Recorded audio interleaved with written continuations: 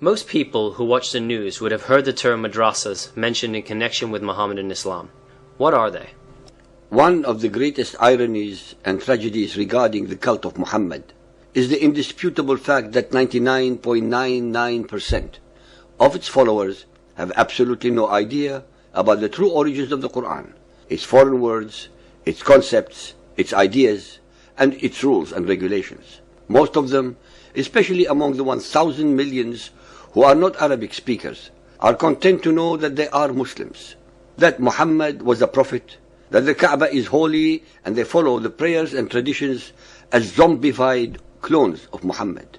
You can ask any Pakistani, Bangladeshi, Malay, Indonesian, Afghani, Iraqi, Saudi, or any other Muhammadan where the word madrasa, meaning a religious school, came from. Not one of them would know the answer because they have been indoctrinated into believing that the word is Arabic in origin. They will be, to put it mildly, shocked and outraged when you would point out to them that its roots are from Hebrew and not Arabic. They will not believe you and would most certainly accuse you of being a filthy pig Zionist agent. Their dilemma is understandable, since the followers of Muhammad are actually the victims of a self-destructive catch-22 situation. They will try to use every conceivable contorted logic to get themselves out of their dilemma, but can never succeed because the facts and reality are all against them. They cannot, for example, explain away the innumerable and unsurmountable discrepancies found in the Quran between its version of the biblical events when compared to their originals in the Bible. They cannot explain how it is that the Quran contains at least 118 words, many of which are among the most important, that are actually of foreign origin and not Arabic. They try their best to cover up the fact that there are an enormous number of grammatical and lexical errors in the language of the Quran that completely discredit their claim to its alleged divine origin. That Muhammad's God, Allah, is shown in the Quran to have a fickle and unsure characteristic, requiring him to repeatedly change his mind and or his earlier ordinances through the enormous number of abrogating and abrogated verses that fill 71 out of 114 chapters of the Quran, as we have demonstrated earlier.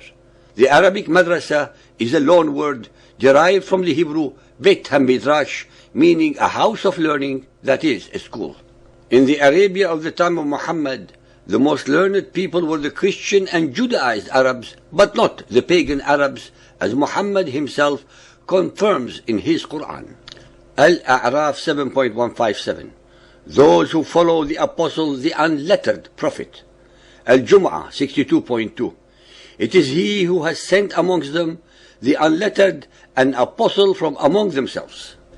It is the ahadith, after all, that demonstrate that this word, madrasa, is associated with the Hebrew language of the Judaized Arabs of the Medina. Sahih al-Bukhari Hadith 3.137, narrated by Ibn Umar. The Prophet said, "We are an illiterate nation. We neither write nor know accounts. The month is like this and this, i.e. sometimes of 29 days and sometimes of 30 days. Al-Tirmidhi Hadith 2215, narrated by Ubay ibn Ka'b. Ubay told of Allah's Messenger meeting Gabriel and saying, "I have been sent, Gabriel, to a people who are unlettered, among whom are old men and old women, boys and girls, and men who have never read a book." He replied, "The Quran, Muhammad, has been sent down in 7 modes." Al-Bukhari Hadith 9.447, narrated by Abu Huraira. While we were in the mosque, Allah's Apostle came out and said, "Let us proceed to the Jews." So we went out with him till we came to Beit al-Midras.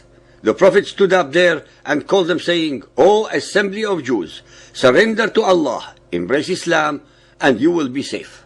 And added, "Know that the earth is for Allah, and I want to exile you from this land.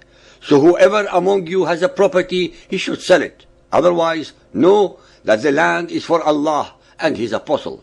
Listeners, please note that the expression used by Muhammad, Beit al-Madras, is the Hebrew for Beit HaMidrash, meaning the house of learning, which did not exist among the pagans of Arabia, such as Muhammad and his Quraysh tribe. Please also note that it was Muhammad who was aggressing upon the Judaized Arabs without any provocation from their side. Madrasas did not exist in the early period of Muhammadan Islam. Their formation can be traced to the early Muhammadan custom of meeting in mosques to discuss religious issues. At this early stage, people seeking religious knowledge tended to gather around certain more knowledgeable ones. These informal teachers later became known as the sheikhs, and these sheikhs began to hold regular religious education sessions called majalis. In 859, Jami'at al-Qarawiyyin, located at Al-Qarawiyyin Mosque, was established in the city of Fez, Morocco, which is considered the oldest madrasa in the Muhammadan world. It was founded by Fatima, the daughter of a wealthy merchant named Muhammad al-Fihri. During the late Abbasid period, the Seljuk Wazir Nizam al-Mulk created the first major official academic institution known in history as the Madrasa al-Nizamiyya, based on the informal majalis, sessions of the sheikhs. Al-Mulk, who would later be murdered by the assassins Al-Hashashin, created a system of state madrasas in various Abbasid cities at the end of the 11th century. During the rule of the Fatimid and Mamluk dynasties and their successor states in the medieval Middle East, many of the ruling elite founded madrasas through a religious endowment known as the Waqf. Not only was the madrasa a potent symbol of status, but it was an effective means of transmitting wealth and status to their descendants, especially during the Mamluk period, when only former slaves could assume power. The sons of the ruling Mamluk elite were unable to inherit. Guaranteed positions within the new madrasas thus allowed them to maintain status. Therefore, madrasa literally means a place where learning, teaching is done. The word is also present as a loan word with the same innocuous meaning in many Arabic-influenced languages such as Urdu, Bengali, Hindi, Persian, Turkish, Kurdish, Indonesian, Malay, and Bosnian. It is important to note here that there have been negative connotations in recent times regarding this particular word. A madrasa, therefore, is an Islamic religious school. Many of the Taliban were educated in Saudi-financed madrasas in Pakistan that teach Wahhabism, which is the most fundamentalist and true representation of Muhammadan Islam that is rooted in Saudi Arabia. Around the world, Saudi wealth and charities contributed to an explosive growth of madrasas during the Afghan jihad against the Soviets. During that war, 1979 to 1989, a new kind of madrasa emerged in the Pakistan-Afghan region, not so much concerned about the scholarship as making war on infidels.